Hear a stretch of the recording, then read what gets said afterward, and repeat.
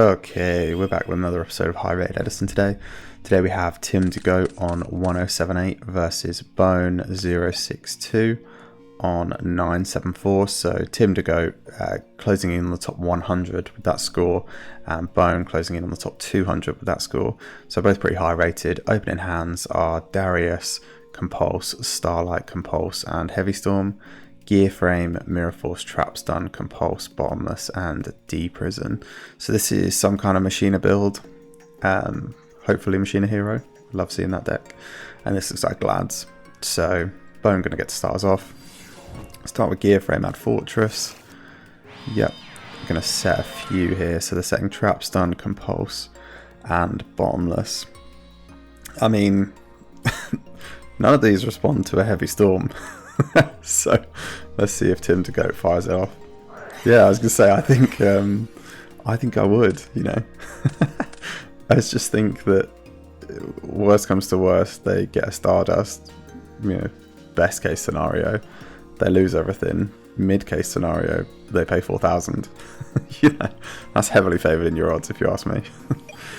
Darius coming down now into a clear board. That's going to be able to get in. Go into the Laquari. Yeah, this is nice. Sets are going to be Starlight Road, Compulse, and Compulse. Yeah, I mean, if you're going to set 3, make sure you have an answer to Heavy Storm. Pick up a turn there is Torrential. Going to set D-Prison, Mirror Force, and Pass. Pick up a turn is Rota. Rota going to grab Stratos now. Yeah, so they're playing the Stratos Prisma stuff. Going to add Prisma. Yeah, going to try and get in. I mean, walking right into a Mirror Force, but okay.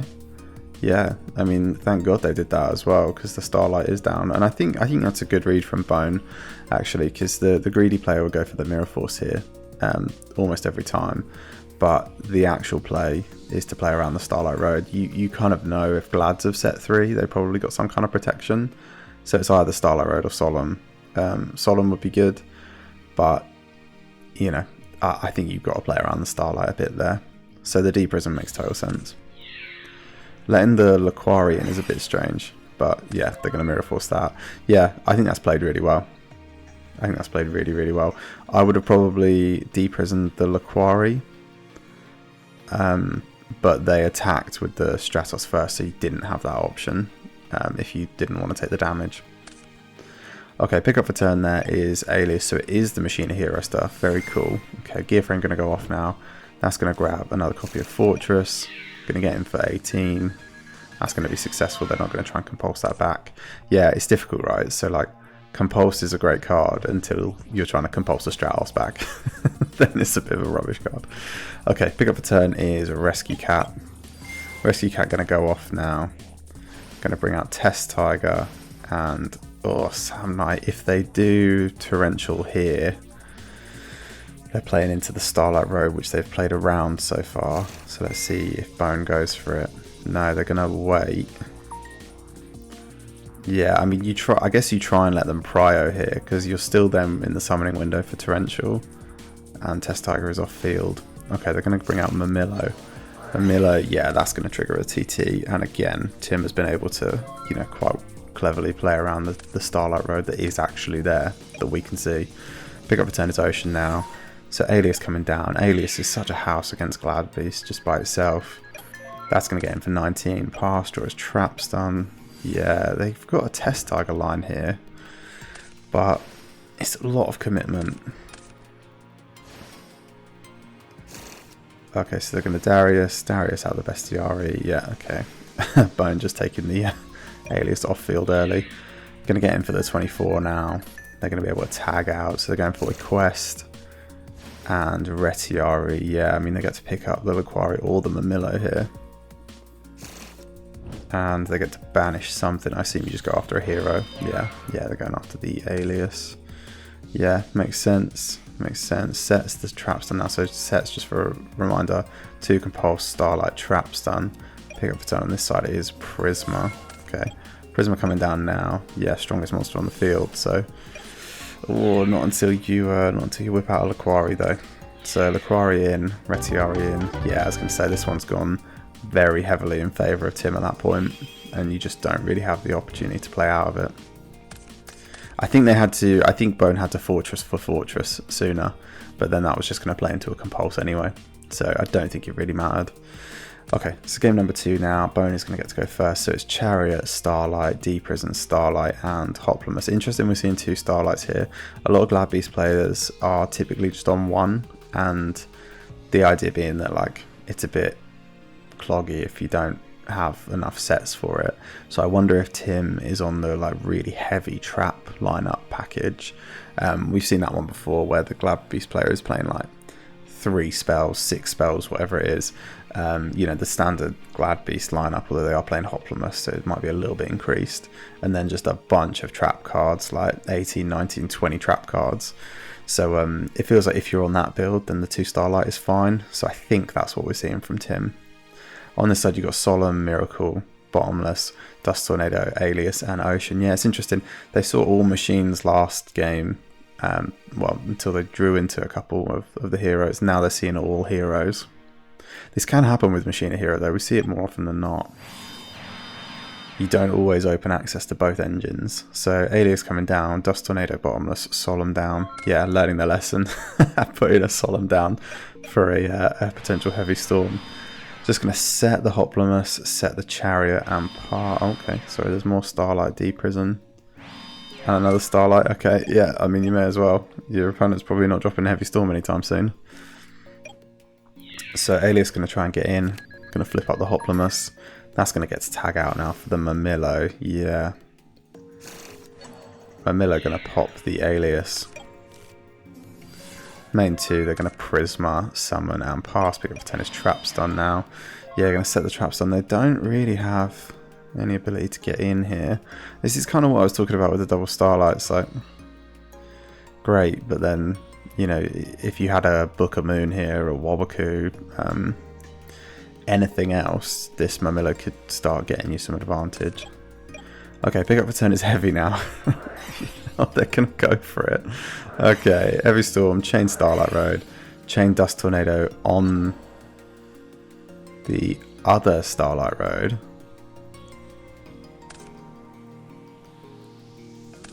So they are going to get rid of 1. Yeah, I mean, unfortunately, Dust Tornado says your opponent controls. If it said a card you control, then you could play around this Starlight Road. But yeah, you just can't in that instance. So Starlight Road coming out now. Yeah, not choosing to Solemn it as well, which is interesting. So they could have Solemned and then gotten way more advantage, but they are still quite high on life. I think it's a Mamillo. I think I Solemn that Starlight Road and just hope that they don't have a Solemn themselves, and we can see that they don't. I think that would be my preferred play there. I think I'd be Solemning the Starlight and just trying to get everything off field, trying to simplify the game state, and then knowing that I have a Miracle Fusion in hand. Okay. Yeah. So they're going to use the Ocean and the Alias Engrave to make the Ab-Zero. Ab-Zero going to crash with Stardust. That's going to take... oh, yeah, sorry, Mamillo is Mamillo is boosting their Ab-Zero. Okay, I thought the... yeah, I didn't realise the Ab-Zero wasn't going to go there. Wow, that's really heads up. Okay, pass and turn. Cyber Dragon coming out now. Going to try and get into Prisma. That's going to get him out of the bottomless trap hole. Pass, draws Crystal Seer. Nice to see this. I like this card in Machina Hero. A lot of people are telling me to cut it. A lot of you guys are saying you don't want to play it, it's too slow. But I just think that when you can start with this card, you know, just 1 or 2 copies, it feels really effective when you're flipping it and you're like picking up, like, we've seen it before. I think we've seen it before where someone picked up a Future Fusion and a Solemn. Like, there's just no situation where not, you know, where you don't want either of those. So I think this card can be really strong. Prisma going to get in now. Ab-Zero going to get in. Attempt 2, that's going to get met with a D-Prison. They're going to set the Crystal Seer and pass. Yeah, Seer's not great into this matchup, I guess, because they can just attack into it, but it does still, I promise, it does still feel really good to pick up 2 cards. They're going to Solemn the Summon of the Sam Knight. Yeah, that's tough. That's really tough. It just, yeah, it just feels like the Solemn was meant to be used on the Starlight Road. It really is starting to feel that way. because you're now battling with these face down still. Now they don't know that these aren't live, but you know, they easily could be. So pickups there are DD Warrior Lady and Torrential. Yeah, Torrential's huge here because it gives you something to protect with the Starlight Road. Both monsters going to get in. Going to set, pass. Going to summon the Equest. Yeah, I was going to say. A bit weird to set the Equest there. You definitely summon the Equest and try and get into this Crystal Seer. Oh, they're going to Torrential. Okay, I thought they might Torrential chain Starlight. But I guess that's fine. And the Mamillo's already gone, so I guess they weren't destroying anything unless it was with Bestiari. Okay. Yeah. I don't know if that Torrential's worth it. You had something to get over the quest, but it has turned off Chariot, I guess. Okay, pick up for 10 is Crystal Seer. They're going to set it. So they are on at least 2 Crystal Seer, which is interesting. Summon is Stratos. Stratos going to grab Prisma. Going to try and get in now. Going to see... Oh, Force. That's not live. Okay. Ugh, I thought that was a pretty high pickup, but yeah, it's definitely not live this game. Pick up for 10 there is Bottomless. Going to set the Bottomless out and pass. Pick up for 10 is Hoplamus. Hoplamus going to get in now under the Bottomless, which is nice. And get in with the Stratos as well. Yeah, getting pretty low on life here. Retiari going to come out. That's going to be able to take out one of the heroes. Last of the heroes. Okay, yeah. So they're not on Ab-Zero if they do rip a Miracle. They rip a D-Prison. Yeah, going to have to set that. And this one's just over, right? Yeah, they'd need to play heavy. Stratos getting in. D-Prison, Trap Stun. Yep. Yeah. Yep. Cool. Wow. Okay. Cool. Nice games. Yeah, it's a bit heartbreaking for me to see Machina Hero just get clapped so hard. I really like this deck. I think it's really strong.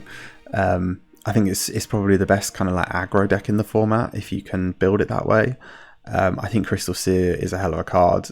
Really good to see this card out. But then any deck that can put up like Machina Fortress and Ab-Zero feels like a pretty strong deck. But a lot of what this deck doesn't have is like synchro access. So you're not able to make synchros outside of like Starlight Road. You're not even playing a tuner, and a lot of the time you're not even playing BrainCon or MindCon to take a tuner. So there's not a whole lot of lines in there into Stardust, and some of the builds I've seen only play the 1 or 2 Stardust, and that's their whole synchro lineup. They're not preparing for any kind of creature swap antics. It's a really cool deck though. I think everyone should try it. I think it's probably one of the better beginner decks for Edison, just because it's make big monster go burr. That's the whole the whole job of it, really. There's not a whole lot of like critical thinking that goes into it a lot of the time, outside of just trying to read what your opponent has. Tim's been on Glad for a while now. Really good player. I've played him on ladder and he absolutely destroyed me. So I know that he's a very well-rounded, considerate player. It's interesting to see him on this like trap Glad Beast deck, or at least we think it's the trap Glad Beast deck just from what we've seen so far. I think it's more interesting because it's not the kind of preferred way to play it. It's like it's strange. It's like it's got a top at Euros, I think, or one of the European YCS Ultimate Time Wizard events. I think it's got a top at an American Ultimate Time Wizard event before they all changed and are now really like terrible.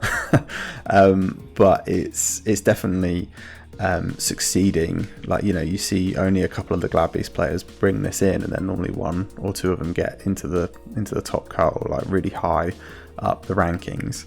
So it's definitely a way to play Glad Beast, but normally the kind of more typical the build with the Stratos package and a few more spells and Book of Moon, stuff like that, that's typically what people are more usually on, and that variant does seem to do well, but not as well with the conversion rates as this one. So I do think this is becoming the better, in air quotes, Glad Beast deck.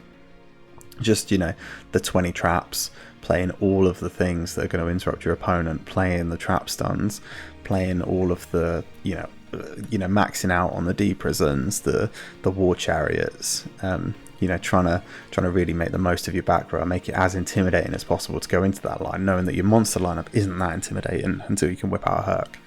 So really good to see it. Tim's a very good player. This gets them just outside of the top 100, but I'm sure we'll feature them again soon with an even higher rating. Really good to see it though. Glad he's coming out on top this time.